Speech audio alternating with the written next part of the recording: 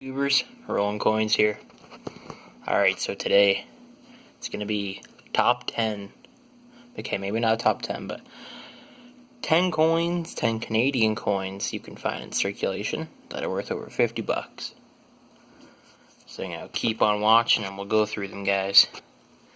Alright, so first off, we have the infamous 1965 Canadian, actually this is touchscreen, I'll just use the touchscreen. Yeah. So there's the small beads and the large beads variant. And as you can see the price difference. This thing catches 500 to 1100 in VF to EF condition. Now the difference, I'll show you. So for the one you want to be looking for, that's your large beads. Yep. And you're going to be looking for, see on the crown, how the bead is kind of detached. It's fully attached on the small beads. And then another thing you want to look for is if the, oh, this camera sucks, is if the, between the two eyes, it points to identical, or a point, whatever you want to call them. Anyways, so that's the first coin. Second coin. It is a 1947 maple leaf coin, but instead of there being a maple leaf, I'll show you, there'll be a dot right here. Instead of the maple leaf, you'll have a dot. That one can catch between, $30 to $190, depending on the condition, really. On to the next one. And if you guys want a reference for all these coins, they're all on coinsincanada.com. Great website for references of grades, prices for those grades, and all that stuff. So the third one is a 1931 Canadian nickel. Yes, these are a lot harder to find in circulation, but it's possible. And you're going to be looking for the far two. And if you want the difference, that's how you tell the difference. You draw a line between the two bottom points of the maple leaves, and if it touches it, it's a far two, or if it doesn't touch it, it's a far two, and if it does touch the line, it's a near two. You want to be looking for the far two. That one can catch anywhere between 200 and a grand, which ain't too shabby for a nickel. On to the third one. Alright, this is a 1934 Canadian 10 cents. This one is just a plain coin. Mainly, it's it fetches that price. These prices right here because of the mintage. It's only 409,000, which is quite low. And if you're wondering what these two columns are, one's uncirculated and one's specimen.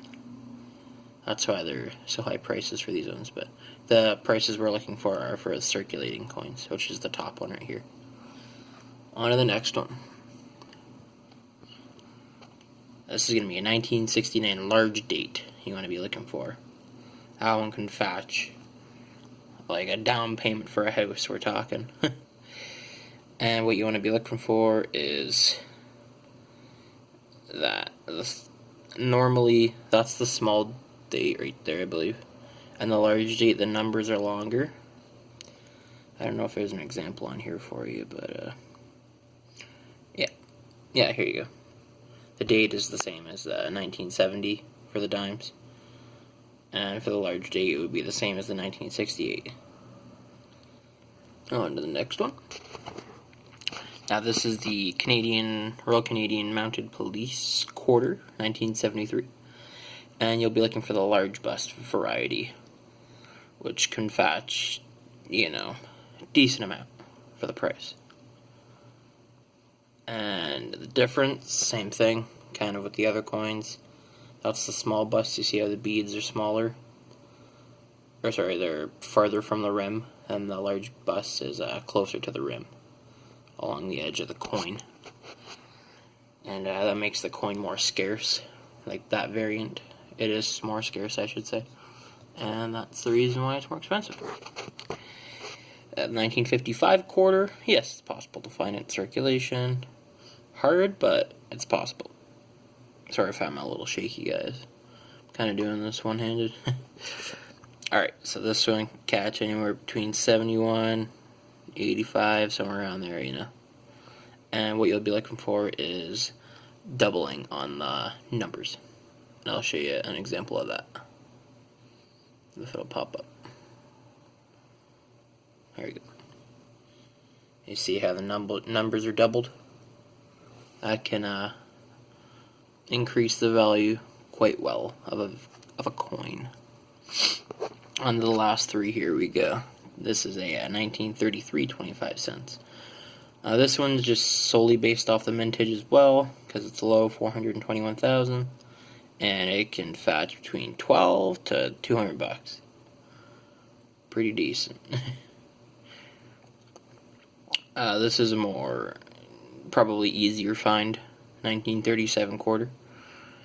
You know, it can fetch pretty decent even in the normal condition without doubling.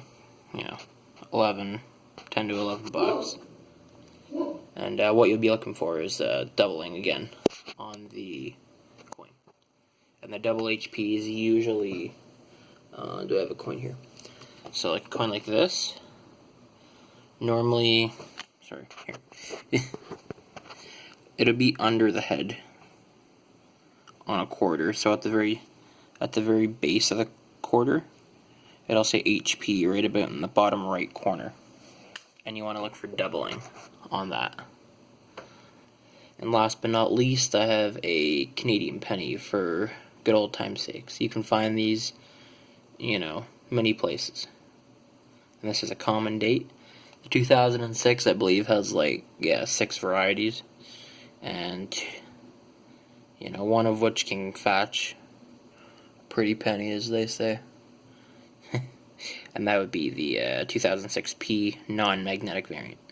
And the magnetic with no mint mark or P also fetches pretty decent too. Right there, yeah. And that's about it, guys.